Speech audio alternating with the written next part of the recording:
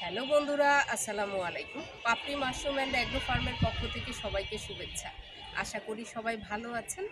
যে সকল উদ্যোক্তারা নতুন অবস্থাতে জানেন না যে স্টোন রিসিভ করার পরে কি করণীয়, অনেকেই আসলে ভুলটা করে থাকেন।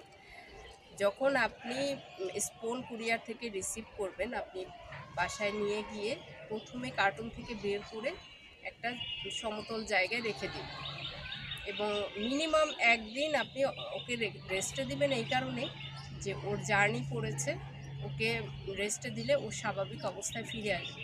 তবে গরমের ক্ষেত্রে অনেক সময় স্পুনটা একটু কালো হয়ে যেতে পারে, এটা ভয়ের কোনো কারণ নেই। যখন আবার আপনি একদিন দুই দিন রেস্ট দিবেন, তখন আবার স্বাভাবিক অবস্থায় সাদা হয়ে আসবে। রেস্ট না দিলে আপনি ফলন ভালো পাবেন না, সে বিষয়টা আপনাকেই মাথায় রাখতে হবে। আশা করি ভিডিওটি দেখে উপকৃত হবেন। ভালো থাকুন, সুস্থ থাকুন এবং নিজ ঘরে ঘরে মাশরুম চাষ করে নিজের পুষ্টির চাহিদা মিটিয়ে তুলুন। আল্লাহ হাফিজ।